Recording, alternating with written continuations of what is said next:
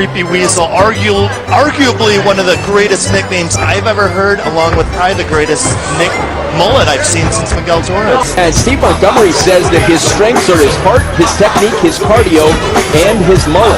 And there's a nice combination. Right hook, left hand behind it again. Short punches by Montgomery. Holy smokes! What a finish! The Creepy Weasel turning the lights out. Your winner by knockout, Steve the Creepy Weasel Montgomery. Welcome, welcome, welcome. There's a lot of firsts coming to you on this Weasel's Tale. This is my first podcast that I'm doing with an in-house guest who's going to be sticking around the whole time.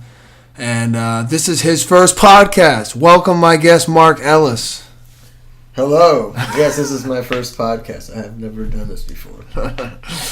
So I'll give you guys a little backdrop. And by the way, real quick, so y'all can ignore my lisp the rest of the time, I have the Invisalign in, and I have a huge cut in my lip, so just ignore the lisp and my phone that's making text noises. Ignore all that. Anyway, I met Mark last year through a friend. Him and me did some work together. I paid him to help me with some work because he's a world-class carpenter. But what really tripped me out, too, is he's a cool-ass guy, obviously, but he is a world-class drummer as well. And as much as he's not going to tell you, he's a professional rock star. Anyway, so we met last year. We've been good friends ever since. And this is one interesting-ass dude, and I figured it'd be worth you guys hearing what he has to say. So, Mark, now that I've told everyone you're the president, come out and tell me some awesome things about yourself and talk about yourself. So some awesome things. I mean, I don't know. Like you're pretty much undefeated at Kumite. Right. Killed many in battle. No, I'm kidding, dude. So, Mark, you got your band Sweet Blood, and yeah. you what? How many bands have you been in over your music career? I have no idea, but quite a few. Really? But I mean, serious ones I can only name a few. But I've just played with a lot of people in a lot of different projects. Well, let's say projects, because I mean, there's a lot of musicians out there, obviously, that I'm sure playing in projects after work or whatever that just really enjoy the art of music. So before I get into just your background of music, how many projects have you actually been in? Would you estimate even? I mean, really working ones that did something. I would say probably 10 main ones, and I've played with I don't even know how many different bands, but 10 really that I know that we were trying to do something. That's awesome. So, you've done over 10 projects. How did you end up getting involved with Yngwie Malmsteen? I'm sure people out there might not know. You're his main drummer, right? You're the only drummer he uses? Right, yeah. I mean, you've been touring all over the world with him. How long ago did that start, and kind of how did that come about? About 4 years ago. I was just playing in a bunch of different bands. I was actually in a Rush tribute band, which we're actually going to be doing something very shortly. Oh, that's awesome. I didn't even know that. Rush tribute band? Yeah. That's awesome. Playing through a bunch of different bands and meeting different people, I got to know a guy named Ralph Cavallino and Ralph Cavallino, shit. Cut and action. I got to know a guy named Ralph Cavallino, and we were in a Rush tribute band, and we would jam out all the time, and we'd fucking... Sorry, no. This is a laid-back podcast. This is a laid-back podcast, people. I was adjusting the mic for him, and it was. You missed a funny moment. Sorry, it's not a video it's so cast. tough when it's just audio, but yeah, I know.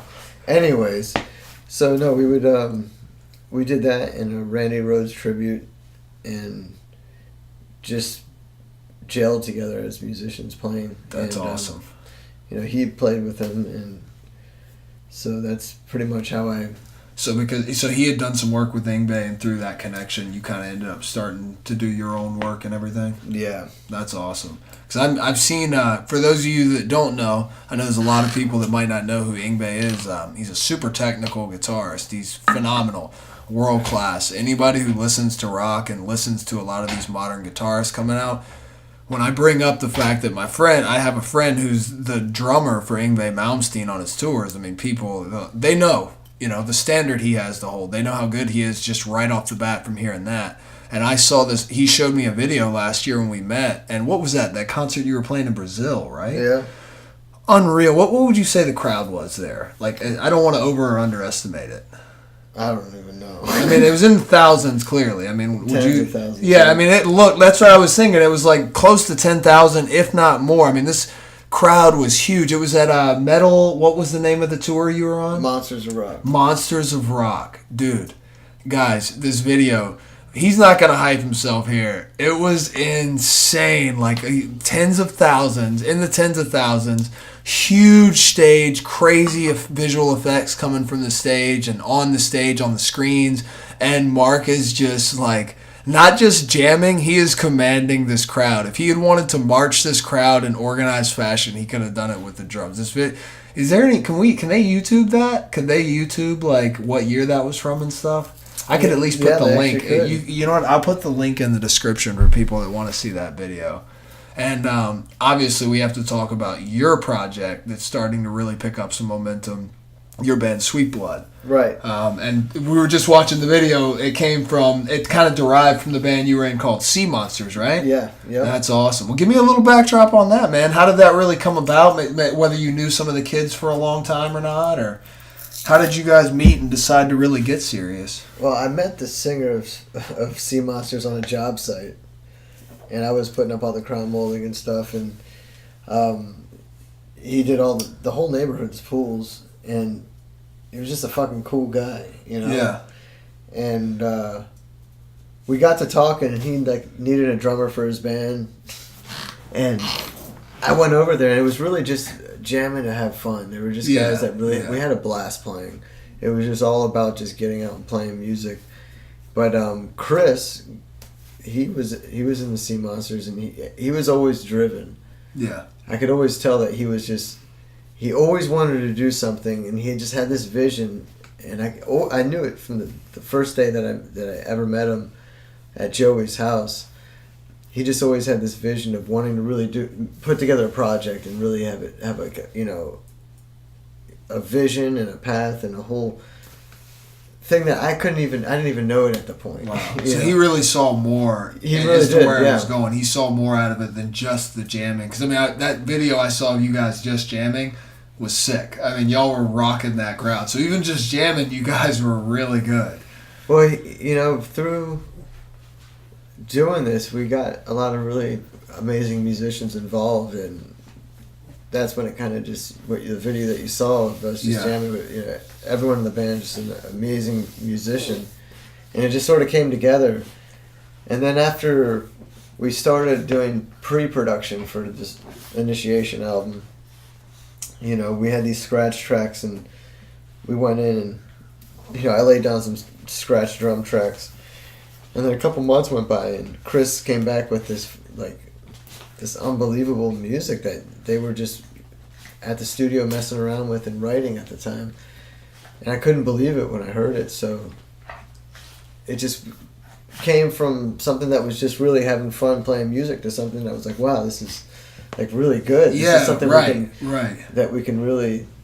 So it just came out of pure fun, really. Like you said, you're getting with like-minded people. Yeah. They happen to be driven, and you're a really driven dude. I mean, we'll talk about the carpentry in a little bit, but obviously you do so well with that, and then, if you love music even more than that, and you're already a driven person, and then you meet up with a bunch of other driven people who are also talented musicians, I see why it went that way. I mean, that, man, I'll put the link. I got to put the link in the description for that video at Rattlesnake Jake's you showed me. Yeah. The one of you playing at Yngwie with the Monsters of Rock. And obviously, real quick for the people out there, check out the new band, Sweet Blood's video called Dance. They've got a music video on YouTube, and it's really awesome rock, right? Now, I keep wanting to call it metal, but the new metal does not sound like your sound. It's really just, like you said, hard rock and roll. Yeah, exactly. And so it's just a really nice sounding hard rock and roll, phenomenal rhythm. It's it's real music. God, you barely get real music anymore where people are actually playing. I mean, the video we were just watching at Rattlesnake Jake's of you guys live, Sea Monsters and Sweet Blood. Dude, the quality was ridiculous. It sounded so good. I couldn't believe it. That was the first time I saw it. Yeah, guys. We just before this, we were looking for other videos, and he finds a concert that they did as Sweet Blood was forming 3 years ago, to like almost to the day, and he just got to watch like his concert 3 years ago he had never seen, and the sound quality in this small little bar by the beach sounded amazing. Crowd was into it, and dude, that like the guitarist solos on some of those parts were just. It's ridiculous. Like, that doesn't belong in a bar full of 200 people. It belongs on the radio or in a stadium, you know? It's amazing. I couldn't believe that we got that little place to sound like that. But I remember me and Chris loading in the speakers. Yeah. In this little bar. They took all the booths out of the bar. That's awesome. And we got, we filled that place plus the outside, like, more than you could ever, like, way more than, it was just... You fit way more people than the fire code would have allowed. Well, I mean, I don't know. It just kind of worked because people were coming in and coming out. Yeah. It was a really chill, mellow crowd. Wasn't that the sponsor event you were talking about? Yeah. Where y'all were giving out free like product and stuff? Yep, Volcom and things like awesome. that. But we put that together. We're bringing in the speakers, and people are going, "What the hell are you bringing those giant speakers in here for?" Like this place is, you're gonna blow our windows gone. Right. Gone. Right. People were complaining, but our whole thing was, when you have more power than you need, that volume sounds great. Yeah. Because you're not trying to overpower these little speakers. Yeah, and the video spoke for itself. It sounded so clean. So it really did sound good, and we had that night. We did it twice. We had one time Anton Foresto, who's a dear friend of mine, was the rhythm guitar player from Seasons Lost. Oh, okay. And now he's a world-class front of house sound engineer. And wow. Unbelievable. And he set you up that night? That night, yeah. Dude, y'all sounded amazing for that one camera to be filming. But then we also had Jeremy Staska. I can't remember. It's like, I think we had one time Anton did it, and he set it up for us. And then Jeremy Staska did it another night. We did it 2 times there. And both times, they just, world-class sound engineers. That's awesome. When Jeremy Staska did the album Initiation, he was... Okay. The engineer. We gotta plug that, by the way. He was the whole sound guy in your album? Yeah. Jeremy Staska, super talented. That's awesome. Unbelievable. Sweet Blood, guys, that Mark's new project, their first album came out, Initiation, and I've heard it. He gave me a copy. It's phenomenal. And if you like hard rock, it really is it's quality, and you can you can hear y'all's passion in it. Like you said, you're not some band doing it for the money. But you're of that level. You could just be doing it if they put your sound on the right radio station or put it in the right hands. You guys could just be doing it for money, and you have that level of talent, but you actually give a lot of shits about the music.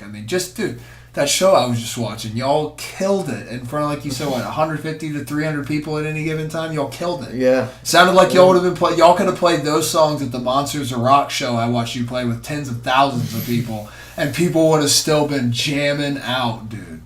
It's good stuff, man. It really, really is. We have a good time playing. That's the most important part. True. And the thing that I love about the band Sweet Blood is that, we're really a band. Every musician is a really dedicated. We help each other out. We work on parts together and try to get it to sound the best that we can live. And everyone. It's just it's a very connected group of people. That's awesome, dude. So a team effort's important. That's what a band's are like. It's a team. In this kind of thing, and it's going to show throughout the years. With the different albums that we do, to have people that are connected like that can work together and absolutely. And even though we're just practicing, we really just have this connection that we all want the same result. Right. You're all looking at the same finish line and heading in that same direction. Exactly. That's awesome. Yeah. So what? I just had such a good question and I brain farted. Talking about the Sweet Blood. are you guys working? Can you tell me the name of the next album coming out, or at least the fact that y'all are working on one? Like, what's the next step as far as like music production? Are you working on an album? Or are you working on a new set? I really am not very educated. No, we're working on getting on tour and true that, and promoting this album. Nice. And getting this known, getting it on the radio. These awesome. are all things that we're right. Those are goals you're going for. Yeah, absolutely. And I think we're doing a great job. I mean, it's amazing the response that we've gotten. I mean, people just love the album. Hell yeah. I'm really happy about that. Like, they get the idea and the whole, the vibe is there. The whole spectrum of what, the vision that Chris really had. And, I really feel that it comes down to him with this is because, I saw it when we were in the Sea Monsters, and he always just had this idea. Right, where it was going. Of what he wanted to do on a more broad spectrum. Mm-hmm. He kind of saw the whole picture of it more than just one little aspect of it. Right. Now, Chris, so for the people that are listening, Chris is the guitarist. Guitar player, yeah. Gotcha. He, from the day I met him, he just had this, I always noticed that he had this just very motivated very energy, big picture kind of thing. That's cool. Here's the big picture, and it really came together. I didn't really know. I'll be honest with you. I didn't really know what to expect. As far as where this was going, and then when I saw where he was going with the music video, when I saw the music video, and then just the way that he started wanting to do the shows, and the way that the album cover looks, and things like that whole theme of it. The whole theme, the image of it. That's when I sort of went, oh my God, I see it now. Yes, it's just amazing. yes. When it actually came to fruition and you could see it, it's like holy. It made sense, I was like, wow, this is just incredible. That is awesome. And real quick too, because this is not a video podcast, for any rock fans out there, any metalheads, this band Sweet Blood, yes, they all have long hair. Mark has the sickest hair. They have Rockstar hair. It is hair throwback as hell. These guys are authentic. I can't. Y'all have to click the link of the show, the video I'm gonna put up of the Rattlesnake Jake's concert that we were talking about that he found from 3 years ago. These guys aren't even. You said you were just kind of jamming to have fun. I mean, obviously rehearsed, but like you weren't even that serious, and you guys are killing it, man. I'm not kidding. Like that music could have been easily. You could have been in a stadium. You'd had the crowd in your hands, dude. I mean, it was so good. Like it really was. Thank you. And y'all are just authentic, man. That's what it comes down to. Even as I talk to you and get to know you, like I know what an authentic just musician is as a person, and like you're talking about your skateboarding history, like what you've done in the past, other things like you not only played in metal, you played in jazz bands, correct? Yeah. Like you played what? Real quick, touch on just some of the random genres of music that you might have been in a project or been involved in a project with, whether jazz or whatever. I mean, I've done all kinds of things. I guess one of the craziest things was I played in like a top 40s kind of thing. Yeah. And that was really cool. It was amazing to hear songs that I don't really listen to the radio much. Yeah. I don't really care for it. But when you hear those songs like actually performed live with a full band, you can always appreciate something. Totally live. Changed it for me, and I actually really started to like those songs. So that's awesome. Kind of opened my eyes in a new direction. Dude, that's awesome. Yeah, and it was just great to see, like a horn section, and we had like 3 female singers, 3 male singers. Just, each of them had their own lead parts, but just the harmonizing of 6 singers, things like that. Special. Was just amazing. Yeah. I mean, to hear music live like that performed. I just think there's just nothing that tops that. Like I remember being young and seeing orchestras playing. Yeah. And just like wow, all those instruments together making that one sound. Right. It was just really incredible. It's very special. And different people performing, different parts. They're in their own flow, but their flow goes perfect with everyone's flow. It just always amazed me. It is. Well, so when let's go back even further. Like you were just saying, when you were younger, you watched the orchestra. And real quick too, So for people that don't know, Mark can play almost any instrument, and if he can't play it, he can learn it within a couple of days, I'm assuming, of picking it up, or at least learn some of the basics. So what got you into music? When did you figure out as a kid, like, holy shit, I'm musical as hell? I always knew it. Really? There was just always something about it. Really? And I didn't even know what it was, you know? Like, I still don't actually know what it is. But there was just always something I thought that was amazing. I remember my parents would always watch live concerts. My dad would tape them on VHS tape, you know? Like, Yeah. He had Santana, Little River Band, Earth, Wind and Fire. Oh, dude. Michael Jackson. Earth, Wind and Fire, I love them. Yeah, it's just like all this different kind of music Yeah. that I grew up watching too. That's what I love. You have an appreciation for so many types of music, too. It was great. It was, and watching these unbelievable musicians perform was just incredible. Yeah. I really enjoyed that. And I remember, I have memories of being a young kid. I don't even know how old I would have been at this point, but just having to go to bed because I was little and I guess I had Bedtime, like preschool the next day or whatever, or kindergarten. I was that young, but I remember they would be watching a live concert and I would watch, like I would come outside because I heard it and I just always loved it. I love Santana's guitar. Yeah, Santana has whenever I would hear that, and then the percussion section, and same thing with Earth, Wind and Fire. It was just, it hits you some type of way. I hate that term, but sometimes it matches even some today, type of way. I still listen to all that music. Love it. But it struck me somehow when I was younger, and I would watch the drummers. And another one was Yanni.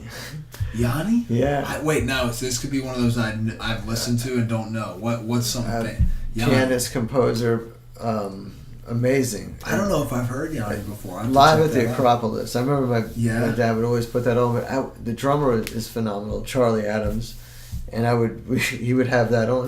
That was another thing that I'd watch the musicians, and I was just always so amazed with everything that was going on that would create that sound. It hits you, like it hits me, and I realize it's magical, but it doesn't hit me enough to go and pursue it. It hit you obviously in the way when I always your musicians are sound martial artists. I have to compare everything to martial arts because I'm punchy, and that's how it keeps me in the thinking game.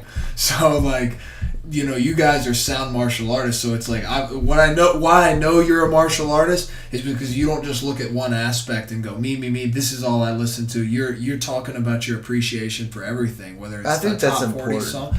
Absolutely. Well, that you encompass so many sounds, and that's the whole thing. Like I think if anyone wants to determine or call themselves a true artist, like if you can't be open-minded to different things that maybe, like I still listen to and listen and analyze things even if I don't really particularly like it, but there's something there that makes it likable. And it's still an art, There's regardless something of whether you like that makes it catchy. For sure. And so, I'm open-minded to all of it. I think that's awesome. I think it's just great to have diversity. Absolutely. In something. I think that's important. I think right now people are looking at differences as a bad thing too much right now, and I don't understand. Even you look at that in a political mindset. Yeah. People look at things as so like everyone's one track, closed-minded. Right. I look at it as an amazing thing. It's like, wow, look at all these different cultures in the world. Diversity's always better. It's great to experience different. You know what? The people who are one-track minded, all you people out there who can't open your mind, it's because you're bored and it makes you angry, and then you just stay one-track minded because you're just angry because you're bored, and it's a bad circle. You're in a bad cycle. Open your mind. Listen to top 40s, jazz, and metal. Damn it. Sorry, a little comic relief. while we shit on America's people for being too close-minded. So what was the first instrument you ever picked up? I played piano.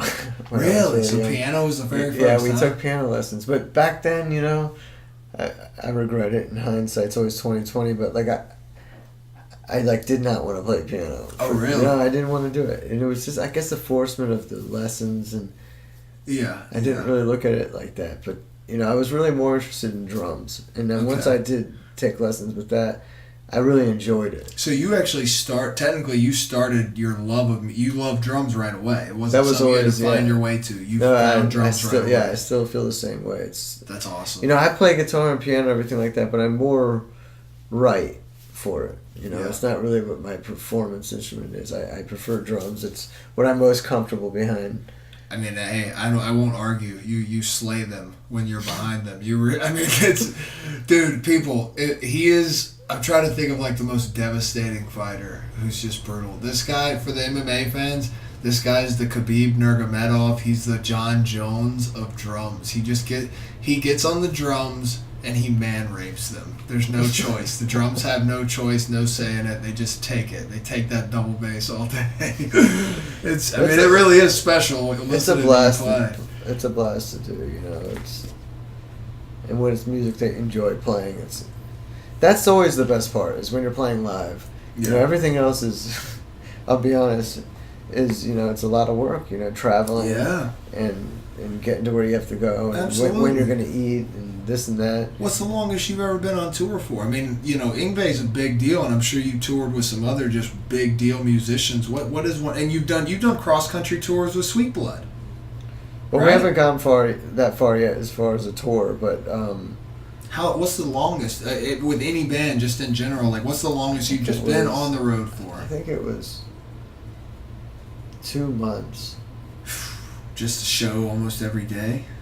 Yeah, and I mean it's a lot of work. Setting up, taking down. But it's such a blast. The second the show starts, you know, it's so worth it and everything. It's just because, especially when the crowd's really into it, because it's just something so special. Yeah. You know, I can imagine. I always love going and seeing bands play, but you know, when you're on the stage and the people are into it, it's a lot of fun. Dude, any kid out there or any person out there who at one point in time as a kid didn't dream about being a rock star on their bed, playing to a crowd that they commanded, they're not a real American. And you get to do that. I mean, you get to get up on there and live every kid's dream, dude. You get to be a rock star. And people, the hair is glorious. When you guys are rocking, and like that cymbal you did at the show where you're just styling out on the drums, bro. It really is. You guys are just styling up there, man. It's amazing to watch. It's a lot of fun. Is.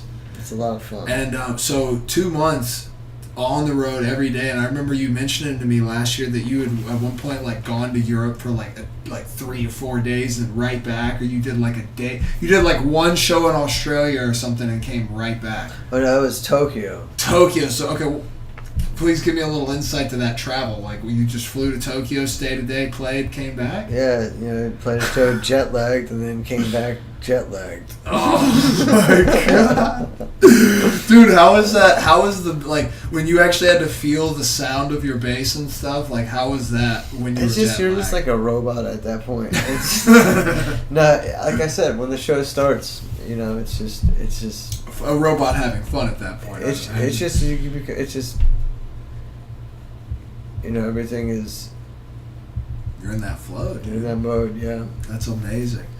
Well, real quick too, this is something that's obviously not as star-spangled as being a rock star, but let's not forget to talk about you and your brother's company. I mean, you guys, that has really impressed me, the Colonial Decorators, and your own carpenter. You're your own, of course you're your own carpenter, but you obviously have your own clientele as a carpenter, because you're, dude, like that piece you showed me that you did for that one guy, the whole like wall piece that holds the TV. I mean, guys, this guy's carpentry is world class. They did some molding in my house last year, and it just, you guys way overhooked me up. You were way too cool to me and all that. But the work you did, the molding, the doors you chose, it's like y'all killed it. And then your brother, obviously Chris, being the painter. I'm gonna have Chris on the show too. These brothers are the brothers I was telling you guys about, that right when they get done at work, they rip off the suit and become Clark Kent, ready to turn into Superman. Mark over here is a rock star, and his brother Chris over there literally needs his own show on like the Travel Channel for like the coolest house parties of all time. I mean, he's like, he really throws house parties worthy of being on the Travel Channel with, like, you know, one of those guys coming to check out like the local town restaurant. this is a local town house to have house parties at. Like the Super Bowl over there was awesome. Anyway, so let's talk about your carpentry. I mean, like, when did you start even doing woodwork? It's another thing I've always been into is building stuff. Like I always built stuff as a kid. Nice. You know, on the side of the house, you know, whatever it was. Yeah. So I've always been into that. But then, you know, I started working for my dad when I was 16 when I was able to drive. And me and my younger brother would work. Yeah. You know, in the summertime. And blasting Metallica the whole time. That's awesome. That's awesome. But I learned then that I just did not want to paint.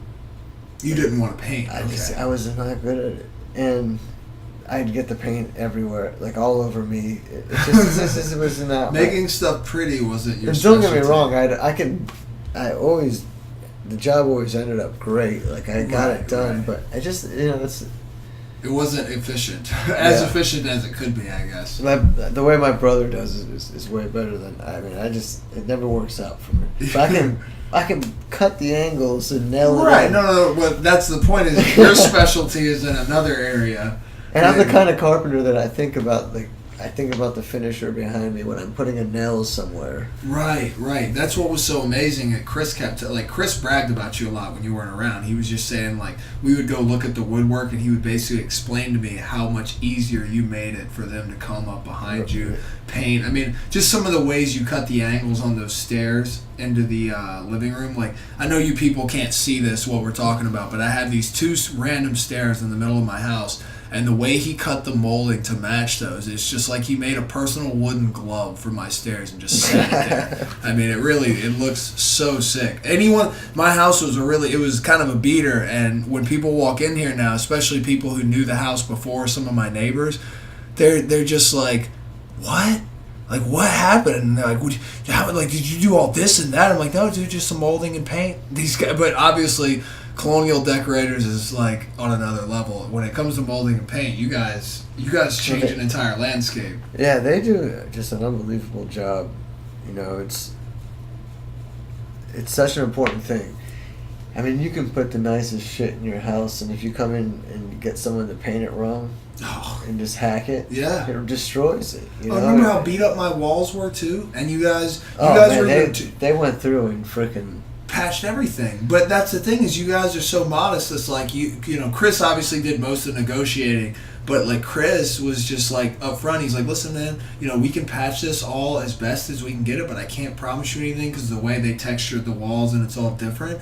And he's like kind of giving me like the worst case scenario. It's going to come out basically looking like half-assed, even though we're doing the best job there as possible. It came out looking phenomenal. It came out like, dude, I can, every now and then when I'm like cleaning the floor, I'll see one spot in the corner by the floor where it's like, oh, I could tell that was a little patched. It's like, you got this house looked like an angry 16-year-old just went on a rampage for 3 days and punched holes in the walls and like over and over again, and you guys made it look like a grandma's lived here for years. Like, it looks so sick. That's what we do. You know, me and my brother work really well together. How did that, like with the carpentry, obviously you said you started working with your dad when you were 16. When did you realize that the carpentry was going to be more your specialty? How did you develop it? I just always liked building. Yeah. You know, ever since I was a little kid, even with like simple stuff like Legos. Remember T-Rex? Yep. You know, what was the other thing? The freaking metal with the screws in it, the erector sets and stuff like that. Yeah. But, you know, by starting out painting it, I always knew that I hated when carpenters would put a nail in certain areas of the wood. And I was like, that's a pain in the ass for the painter to have to fill that. Right. So I always think about that whenever I'm putting up my woodwork. So even though you hated painting, being a painter helped you like for crazy. Sure, 100%. I think every carpenter should start out with it. That's actually interesting. That's interesting. I really do, because it, you know, that's a thing that it makes a big difference. It teaches you to think like your coworkers, basically. It's like you're working. Well, you want the end product to be great. Absolutely. You know, that's probably why you're a good band member. You think of others. Well, that's the whole thing. I mean, like, I guess, I don't know. I guess people come in there with the mindset, oh, I got to just get it knocked out and whatever. Yeah. Fuck it, I'm not getting that much money on this job or whatever happened. Yeah. But at the end of the day, it's always like what you want the end result to be. Absolutely. You know, I always want people to come in and see my work and be like, man, it's great, because yeah, You know, because I did it. Well, you guys do work for. I mean, dude, you guys do work for that. Like, you know, everyone. We're down in South Florida right now. If anyone doesn't know, and you guys do work for some of the. I mean, some really wealthy people with some really nice houses. I mean, obviously, you know, I've talked to you about some of your clientele, and these are like, you know, $20 million homes you've done before, and that ranch you guys did. Did you do any carpentry at that ranch? Or that was just that huge paint job they did? Yeah, that was all my brother, my dad. Yeah. Oh my God, that was ridiculous. Barns, yeah. The barns, yeah. Yep, yeah, that's ridiculous. And then obviously the big project you just had was that whole wall piece for that one guy. Yep. That was unbelievable. And we did. I mean, I did a lot of work at that place. You know, it's funny. I just like found on my old hard drive. I found a bunch of old pictures, which I forgot that I had, and just the stuff that I've done. You know, you forget about it because there's so many jobs, and some of them are just really cool. It's just you get to do really creative and custom. That's work, awesome. You know? That's awesome. I'm always the guy that's like, you know, no one else wants to do this job. And can you make this thing work? And you know, yeah. But that's, you know what I read. You can always make it work. See, I read a quote the other day. It was so, you know, one of the many thousands of memes you see online, but it was a good one. And it was like, you know, I think it said something along the lines of if you work and do more work than you're getting paid to do, then one day you'll get paid more than the work you're doing. Basically saying if you put more effort into something, that even if you don't need to, eventually it's going to get noticed and you're going to get paid way more than the effort you're putting out if you keep on that path. And that's what I liked about you guys. I mean, obviously y'all did me some solids. I was most certainly not your highest paid client at all. I mean, highest paying client, I should say, but because you knew me through a friend and we became cool, you guys went so above and beyond, and like I felt like, especially with how y'all scheduled me, y'all got so busy right away. I felt like I had paid you guys like $500,000 for a job. I really felt that way. That's like awesome. I got treated that way. Thank you. I mean, that's it. I felt like that, and because of that quality, it's like, dude, I mean, God willing, if I ever won the lottery and I had $100 million, like I would keep, dude, I'd keep y'all's company. I'd pay y'all to come do. I'd make a mansion and then just have y'all come put in everything initially, because y'all just high standards, man. Yeah, I mean, that's the whole thing. There's a lot of work out there, and here's how I look at it. You know, thankfully, because of the company that my dad built up, it put us into, me and my brothers, my older brothers in the business as well. It put us in a position to where like we had the right clientele to where we can do that kind of product. Because I don't like it's not worth it to me to take jobs that people don't care and you're just in and out. Right, you're just there to get the job done. You actually want to put some time. I want to do it where it's nice, Man. And the people that are willing, that know the difference, because you can get these companies that come in, they're not even legal, bare minimum, and they come in there, they'll slap all these doors in, they'll sell you the same products, right? It all comes down to the finish at the end. Yeah. How much work do they put into making it blend in? I see it all the time, like just molding that the person just slapped it together. Yeah. They don't care. They caulk it. Just all wrong, and it looks like crap. Yeah, and I mean, it's amazing. I'm looking in here, and I forgot. It's like, yeah, it's y'all's work. The job that they do, it's just. We're in my Zen Den, my office, and they killed it in here. I love it. The molding looks sick. The paint in here is like that off light green. I love this room.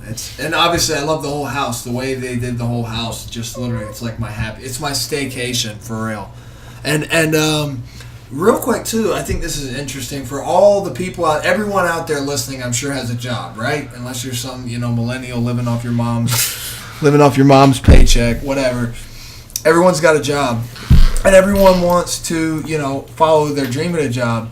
So one thing I'm wondering is, how do you balance between being like that high quality of a carpenter with your family business and everything, and your own personal clientele, and being not only a professional musician, but you're chasing the dream as a musician?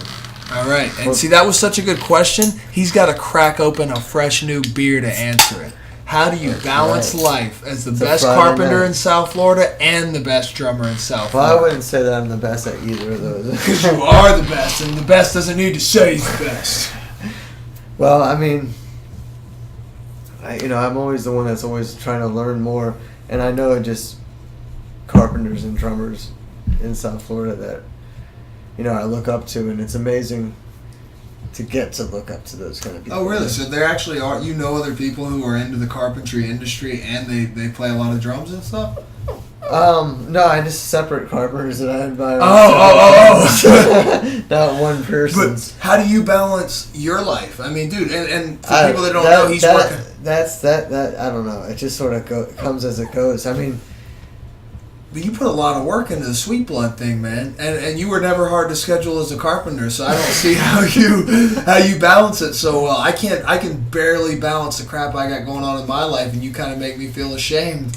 And tell people too, if y'all are ready to talk about it, that the warehouse you're working on to start really practicing and putting on concerts for your friends. It's at a point where we're, it's almost done. Really? It's at the point where we're gonna have people come by and have jam sessions and stuff like that. It looks beautiful. It came out amazing. But I think it's important to have a place where it's really, a warm environment to practice. Yeah. So But describe that it. again was that again was another really a creation of Chris. Oh, so Chris really who had the helped bring vision on that. I have to, that's I have awesome. to give credit where it's due. But so that helps too. Then you obviously have other committed band members who are putting in Well, work. no, he's definitely put in the most work. That's awesome. Really, really. Well, shout outs to But- Chris for kicking ass Dude, too. he's a fucking man. Everyone in the band is fucking amazing. We got That's Sal on vocals. Yeah, Sal is the same guy. I just watched in that video, right? Yes. Doing the Black Sabbath cover. I mean, you'll hear in the Sweet Blood sound, he's got a really awesome voice, and it's a very, very when I hear it, I just that's why I keep using the word metal, because it's sounds so much like the metal I came up listening to that my dad or someone a generation before me listened to as far as the voice. But when he did that Black Sabbath cover, he took his voice to a completely different spectrum, and it sounded awesome too. It's that guy's obviously a talented vocalist. I mean, he's got different voices, not even different voices, but he can hit higher notes. He can hold long notes, and then when he was doing that Black Sabbath, he took it to kind of a low pitch. I know I'm not a musician. I probably am not using the proper terms, but he went a lot lower with the pitch and was just a deeper voice, but it still sounded really good and really clear in that small room too. You could hear his vocals over, the drums that were jamming out and everything. Yeah, it was a great sound that night. I mean, Wait, so he just sounds good live though. That's the thing. Yeah, how many musicians or singers sound that good live? If not better live than on the album. Well, that's why he's the singer. That's true. That's true. No, I think everyone in the band really steps up to the plate when it comes That's awesome. live. I mean, that's the whole thing, is to get the crowd into it so that it gets you into it, really. Yeah. I mean, you got to get yourself into it to get the crowd to get into it so that you get into it even more to a level that's just, it's insane when the crowd's going nuts. That's awesome. Just the feeling of, and then, what it makes you project as a musician. Yeah. It changes the whole thing. The flow just, I totally feel you, dude. I mean, I've obviously been to a lot of concerts, and like you said, when you've just got that band where everyone's on the, you know what I mean? When the band's on the right track and the crowd's on the right track, and that whole, it's just like this one big ball of energy that everyone gets to enjoy.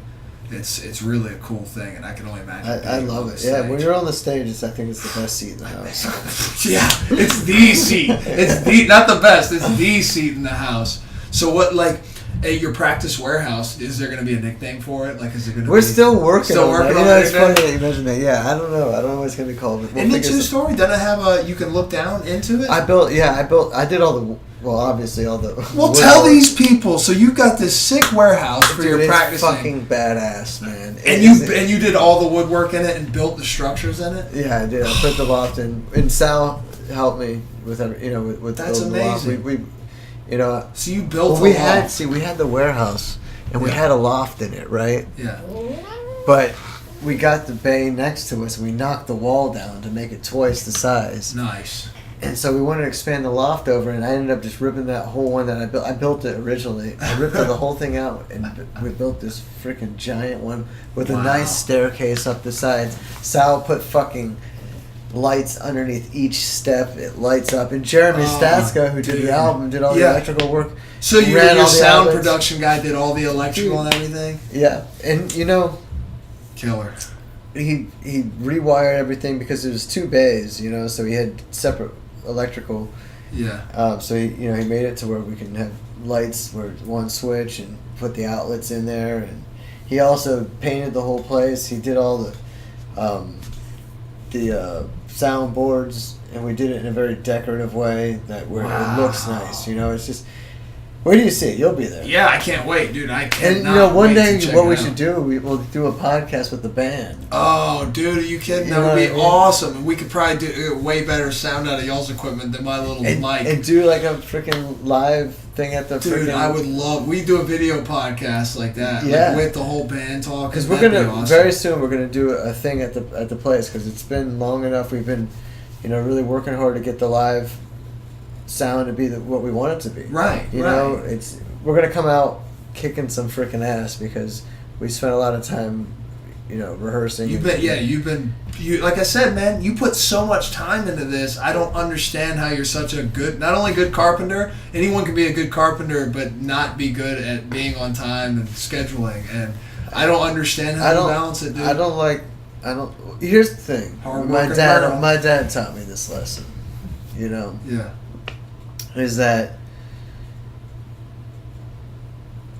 you're always be punctual, right? But like, there's some times where you're in the construction business. Right.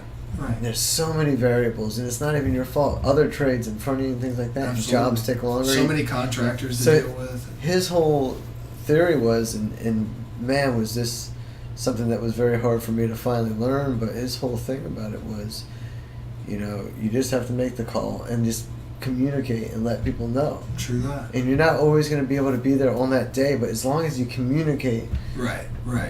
Don't go missing. Don't just exactly. leave them hanging. Look, man, I know I said Monday, but I'm going to, Yeah, this guy didn't send me the wood till Tuesday. It's going to piss you off, but I'm just telling you that this is the way it is. But then, and one thing that he always told me, he goes, look, just always, no matter how bad it is or how far it is or whatever it is, but you give them the day that you will fucking be there, and this is when you're going to do it. Look, and his whole thing was, I'd rather turn you down than let you down, because I'm going to give you when I'm going to be there, but I'm telling you right now, you're begging me to come Monday. I can't. But I can tell you okay right now, then call you Monday morning and go, sorry. If you're lucky, you get the phone call. These other people out there, they're not making that phone call. Dude, you know how many times I've been ditched by contractors? Oh, yeah. Dude, it's all day. But you give them the day, this is when you're going to be there, and you deal with all the bullshit right there at that moment. Right. But then you're there on that day, then rather than trying to just, keep putting it off. Basically, you don't bullshit people. You just you tell them the truth. You're truthful. Give them the logic, because... And you do that with the band, I'm assuming, too? Like, I know you have to. Everything you do. Everything, yeah, because, I do go on separate tours and this and that, and, you got to schedule everything in. You got to let everyone know what's going on. Right. And that's really all that it is in life in general, is just communication. Absolutely. So... Well, not everybody, common sense is not so common anymore. Yeah, I mean... It really isn't. I'll tell you why, it's so much easier to not pick up the phone. True that. And avoid things. And people take the easy way out. But you know what? You just face it. Yeah. And the sooner you face it, the less it's going to be.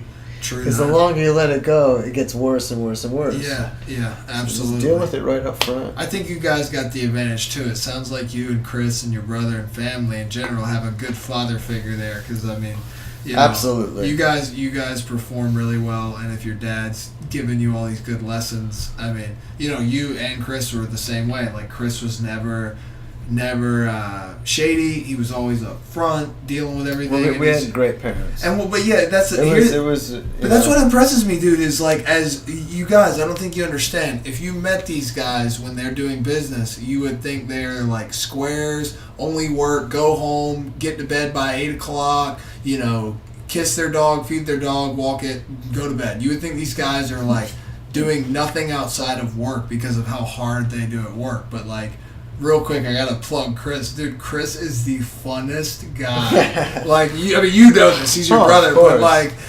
people, I'm gonna have him on here. I felt like I was at a tamed frat house when I went to some of these football games this year. It was like, he would have 50 to 60 like of really cool people that I had never met, and within 10 minutes I felt comfortable at this party because they're so nice.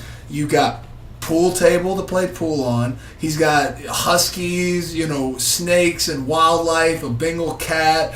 There's, he's on the lake. He's got cornhole going, flip cup, beer pong. The game's playing. He's going crazy. I haven't seen him cook yet. I've heard the legends, but he's just throwing food out to everybody. Everyone's having a blast. It's like total strangers are all just meeting each other. And it's not like a club where it's just blasting music and you're all just, hey, do you want to dance? Like, hey. No, it's like you're talking to people. And I just thought that was really cool that y'all were able to run a business. And then like when we went and saw Bill Burr live, and y'all have the sickest life outside of business. Like, y'all live it up. And I remember talking to Chris when I was like, dude, I was at his last get-together that I was at. I was like, I don't know how you do it, man. Like you really just throw these parties, and he's got to work the next day, and he obviously he's going to clean up after the party. He's like, dude, he goes, this is what it's all about. He raises his arms and looks at everybody. He's like, having all your friends all over at the same time, like everybody hanging out together. This is what life's about. This is why I work so hard. And I'm like, oh my God, you need a TV show. Like, y'all just the Ellis family, bro. There's the Addams family, the Ellis family. It was, you know, one of the things that we always got growing up was like they would have, you know, a lot. We would have it a lot. They'd have all their friends come over, and their friends had kids, and so it was a whole big party thing, like all weekend long. Right. So your parents just showed you the light. They partied like that, but then Monday morning came, and it was like fucking time to work. That's it was like boom. And we're kids at the time. We're going to school. And they'd be the ones waking us up. We weren't even drinking. We're kids. Of course. And we're like, oh, what? And then they're like, nope, school, and here we go. And just responsible adults. Monday morning came. It was just amazing. Well, it passed on to you guys. That's like the best quality ever to have. I think that's the hardest thing. That I would say that. That's the hardest thing for people to do. But really, it's the hardest thing that I ever had to learn to do. Really? Was like. Just be able to just switch it like that. Yeah. But then it becomes so easy just to. True. When you just know that when that alarm hits that next morning, you just get up and you just make it happen. I love that. And you know what? My motto is look, if you get up in the morning and go, no matter how bad it is, you're gonna. Resolve it. You're gonna rise to the occasion of whatever. You're gonna make what you need to have happen. Hell yeah, dude. No matter how bad, whatever it is that you have to face, you just get up in the morning and you freaking go face it. That's awesome. And that's really how you advance in life, and that's how That's how you make it happen. Yeah. Just do it. Then Nike had it all figured out. Just do it. Absolutely. One last thing I'll say about that I really love about you guys is like there's so many people out there, and I've been one of them. That they whatever it is they do to make money. They go do it, and they really don't like it, but they've obviously got to make ends meet. And when they're partying or celebrating on the weekend, it's almost like they're doing it to escape. You know what I mean? Like, they're having fun and everything, but it's more of like an escape, and it's more of like, I don't even want to think about work, blah, blah. You guys, it's totally different vibe, dude. Like, well, for example, a lot of time you see people's demons. Everyone's got demons. I'm not knocking anybody, but you see people's demons come out on the weekends when they're partying because they're trying to get away from their demons. They're trapped and they're running from their demons. They're escaping it. And you guys, there's no demons when you guys are hanging out. It's actually the opposite. It's like you just see y'all already look in your natural environment when you're working, your actual business life. But when you guys are just having a good time, friends over, it's like that you're even more in your environment. It's like you guys are just even more in the jungle, like lions in the jungle. I mean, you're just having a good time. You're not trying to escape anything. Because, like, I'll sit there,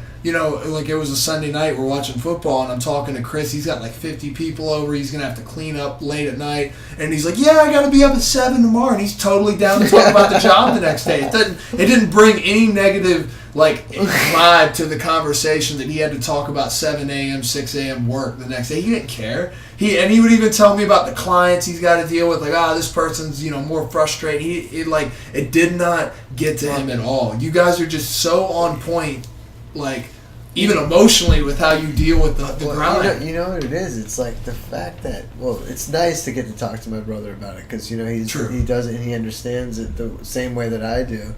And so we laugh about all these things that make you frustrated. True that. You know, when you take the things that make you frustrated throughout the day and you laugh about them, well, then the next time you come across those situations, it's not so bad because you know that that's just the way that it is. Yeah, you know, it's the nature of the job. Yep. You're going to have those things happen.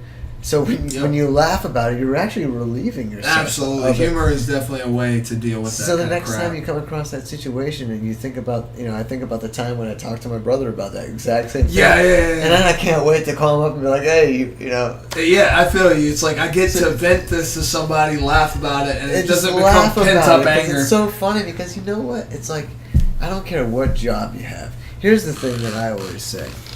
It's like, you can take the easy way out. Yeah. And the easy way out is going, oh, well, that guy has this job, and at least he has this and that. But you don't know what that guy has as a job. Yeah, you have no idea. Until you do it. So it's like... Phone song. Oh, let's jam to it. You know what it's like to have that job. The job could suck. I just always love those people that are like, you know, they're like, oh, well, at least like you have your own business and this and that. It's like, dude, everybody has to deal with shit. Never underestimate someone else's shit sandwich. It still stinks too sometimes. Everyone has to deal with shit. I don't care what you do. It wouldn't be work if you didn't have... In order to make that money, like your job, no matter what you do, is you have to just like deal with bullshit all day. Absolutely, that's it's life. But when you deal with it, you know you're rewarded and you get things. Absolutely. You know? Like if you put the shit in the dirt, stuff will grow. So just put your hands in the poop for a little bit. Yeah, just do it, man. Just do it, and it becomes great when you figure out how to make something grow and it starts happening, and you see your world change around you, like. I did the same thing to my fucking house. When I moved in, I was like, fuck it, I'm just going to do it so that it's done. And then when I'm happy when I'm sitting in my house. Yeah, I got to go see your place, by the way. Yeah, talking definitely. About all the stuff, all the work you've done to it and everything. Absolutely. I mean, you'll freaking... It's going to come tonight. Same doors, same crown. Yep. Kill it. You'll laugh. And it's like, holy shit, wow. Like you said, it makes you happy to be in your house. Like, it's something about it. It gives, even if the house can be dirty as hell, but when it's, even though like the walls and the molding are clean, it just makes you feel cleaner. I don't know. It's definitely subliminal or something. It really is. I mean, I remember my parents were always like my dad's garage. You know, he always had everything in a spot, and growing up that way, and now when I have my wood shop, you know, and I spend time making that wood shop organized and clean. Yeah. Because when you get in there and you're working in that environment, your brain is so relieved of so many things because you know where everything is. Right. You know, you walk into it and it's clean. There's a lot of room. There's a lot of space.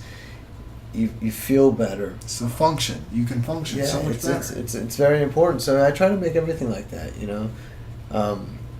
I make my office at home, which is my office/studio. Right. It's studio part 1. It's where I record all my keyboards, bass, guitars, vocals.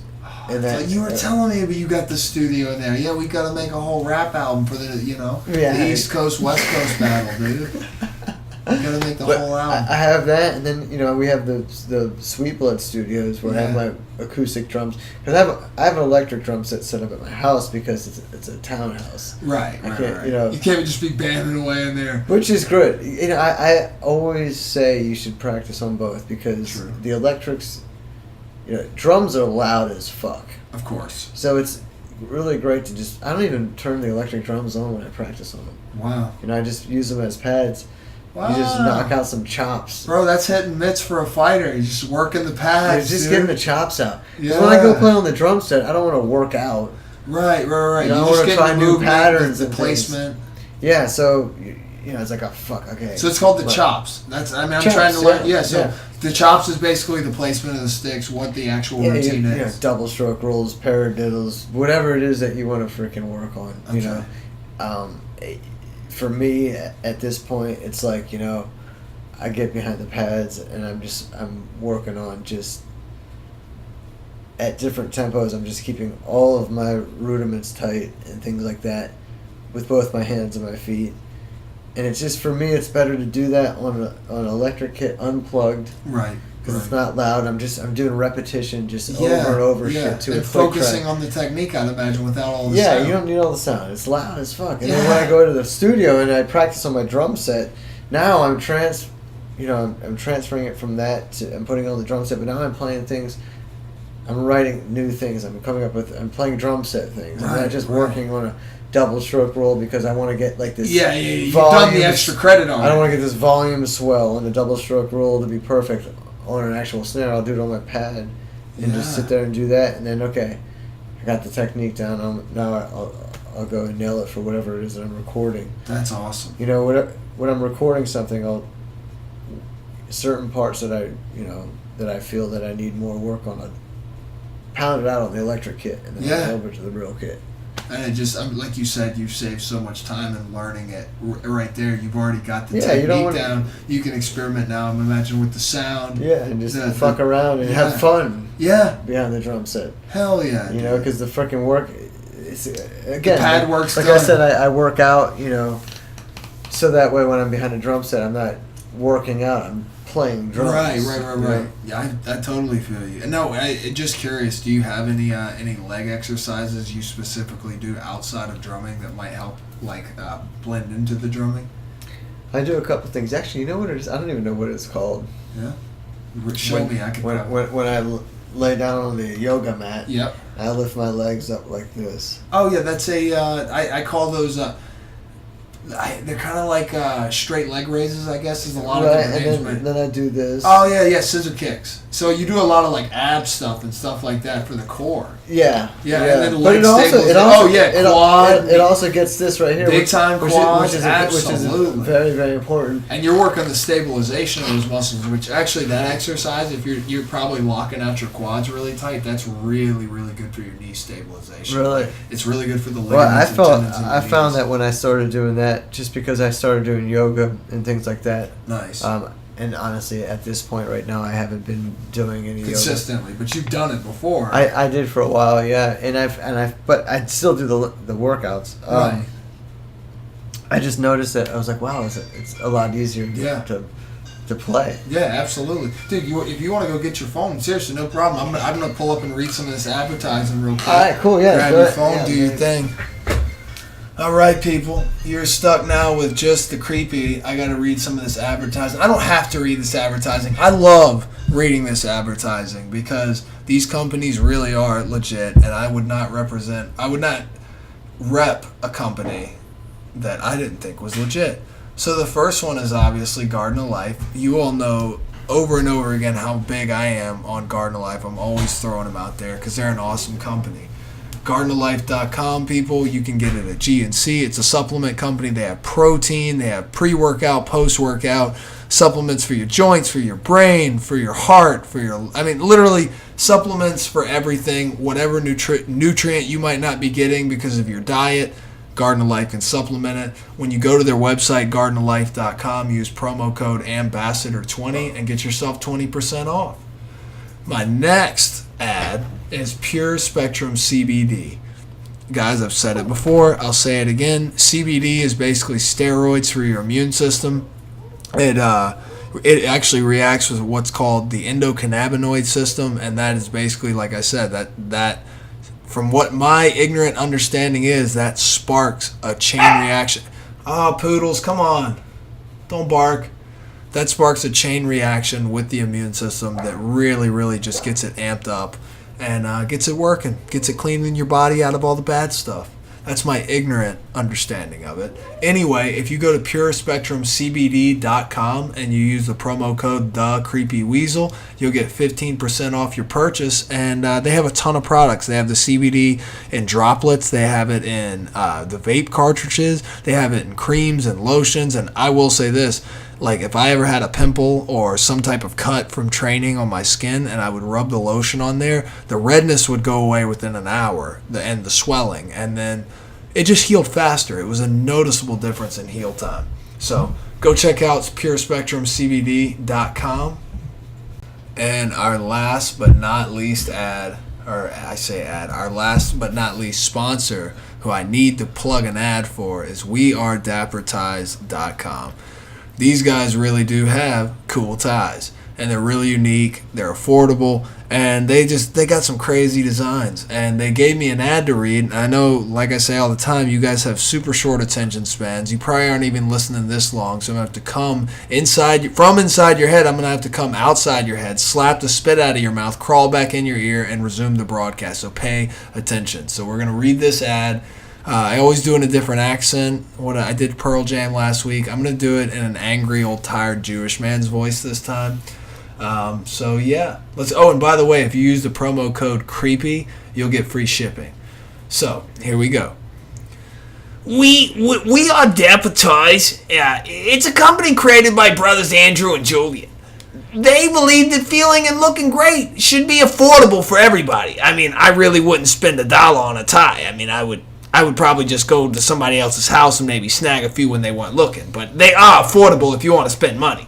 But whether you're rocking a suit or tie daily or heading to your first interview, trying to look classy for a lovely young lady on a date, or you just, like looking good, you need a dapper tie. I mean, Andrew and Julian, they've been carefully curating beautiful designs that really won't bother your allergies. They really keep things out of there that would make you sneeze or get my asthma acting up. Anyway, don't get the clip-on ones. I recommend not to get the clip-on ones. Oh, Johnny, what's wrong with the clip-on? It gave me a terrible heartburn. Heartburn from a clip-on? Oh, it made me feel nauseous. You're just talking about the rash it gave you, Johnny. That wasn't heartburn. It was a rash. Well, every time I looked down, I could have sworn that I had heartburn. I think you're going crazy, Johnny. We at Dapper Ties would not give you heartburn. Well, and if it did, you could have used a Garden of Life shake to help the heartburn ease itself. All I'm saying is don't get the clip-ons. I switched to the other ones. I never knew how to tie a tie my whole life. Oh my God, Johnny! How did you ever go to synagogue without being able to tie a tie? Well, I went on YouTube and they showed me. I looked up several videos and I found out how to tie a tie. I mean, I still don't do it, but. Well, who ties your ties for you if the clip-ons give you heartburn? Well, I use the clip-ons. I'm not gonna lie. He's still okay. So Johnny's word doesn't count. The clip-ons he claims give him heartburn, but he still uses them because he's too lazy to tie a tie. Hey, so it's better than fartburn. It is better than fartburn. Fartburn burns your rectum, and that is very terrible. I would take burning of the soul any day. Anyway, so what else about these ties? These ties are affordable, and if you go to wearedapperties.com and enter the promo code CREEPY, ooh, that's kind of scary. I don't like the looks of that. I don't like the looks of that, but I guess it's worth typing in that scary word CREEPY because it does get me free shipping, and I love stuff that's free inside the United States of America. Especially shipping. Especially free shipping. Oh. All right. We're almost done torturing you people. I'm almost about to give you control of your consciousness back. Oh, by the way, Mark, I've got, in all the people listening, I have a little broadcast antenna inside their head. So I'm able to go in their head. So they're all hearing voices right now, and they don't know why. Holy shit. Yeah, so they've been hearing your voice, and they have no idea why. Well, that's pretty crazy, creepy. So we got an email from a listener, and it's for our legit or shit section. And my poodle's crying. Apache, quit crying, bud. So this email is asking a question about karate. I'll go ahead and read it to you guys, and he wants to know if I think he's asking me if I think whatever. You know what? Let me read the email. I'm just gonna say you're tripping on my words. Hey, cum dump. What's your take on karate? I've met several people who like to brag that they reach some belt while doing karate. I'm sure there are different levels, but usually these people look really soft, and whenever there is a class going on at the back of the gym, it looks extremely unhelpful in a real fight. Dude, look at this. He writes, "Sucky, sucky, Poppy?" Question mark. All right. Well, we obviously have some sick in the head listeners. Karate? I mean, if you're talking Jean-Claude Van Damme at the Kumite karate, I mean, if you're trying to kill someone, dude, I mean, karate's the only way. If you've watched Foot Fist Way, we all know that jiu-jitsu sucks. And karate is a deadly killing system. Right? No, but seriously, karate, I mean, it depends on the context you're using it, man. I mean, it's going to have its benefits. There's a lot of great stuff in Taekwondo, you know, especially with the kicks and the different types of like the push kicks and stuff are great for mixed martial arts or just any type of kickboxing. But at the end of the day, I think the biggest hole in a lot of karate styles is people don't use their hands enough. And when you get, you know, hands are faster than feet, let's be honest. And if you get a good boxer who has any type of just little knowledge of kick defense, he's going to literally beat a karate guy to the punch 9 times out of 10. But then you get a guy, you know, if you watch the UFC, you get a guy like Stephen Thompson, but he's got an understanding of boxing, and his was more of a combat-based karate. So I think generally speaking, honestly, if a karate has a lot of contact in it, it's going to be a lot closer to being legit because, you know, real fights have real contact, and there's a lot of karate out there that's point karate, and it's really not based around a lot of contact, and anybody can look good when the punch that's coming at them is just to score and it's not actually to hit them. So depends on the type of karate you're doing, and I'm not a cum dump. You sound like the cum dump asking for sucky sucky. So yeah, maybe you should go to a jiu-jitsu class and get beaten up for saying words like that while you're between another man's legs. All right, so I guess that was an okay question. Send better questions, people. Ask if something's legitimate or bullshit or not. And ask also, what would Creepy do? And I'll tell you horrible advice to follow. All right, I'm going to finish with one last portion I've been doing called Story Time, and I'm totally transferring it to you, Mark. Whether it be a concert, like what's a story, what's something that pops right out of your head is like a hilarious or crazy story from any type of show. Like what's just something crazy, whether it's an audience member, something. All right, well, I mean, craziest. I'll tell you. It could be crazy, funny, anything. I'll tell you one of the funniest things that I ever did by accident. I thought it was hilarious. It was actually it was at the same place that you saw the video at. Rattlesnake? Yeah, Jake's? I think it was the first time, and I had these electric drums that I put to the drum set because we want to have all these cool effects, like like bombs going off and. You know, all these things that I programmed these things to do.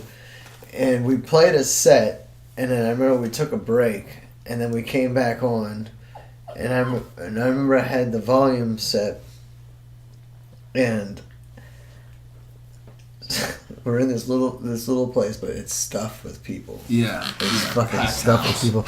And I remember I'm trying to get my electric drums to go. I'm like, what the hell's going on? I'm messing around with them and it's not coming through. And I didn't realize that, like, everything else was live, but the sound guy didn't have the electric drums pumped through. So I crank it all the way up. Like, where's my sound? I'm like trying to get it and it's not going. And then, like, right before I hit it, he must have just unmuted the button, and I hit this fucking electric drum pad really hard, like, boom, and it was the bomb sound, and it came through the PA, boom, so fucking loud. Holy Everyone shit. just fucking went down. So people went down on the floor? Oh yeah, man, like, damn. I think I fucking. not long after that, our fucking speakers were blowing. I think I'm still the one that did that.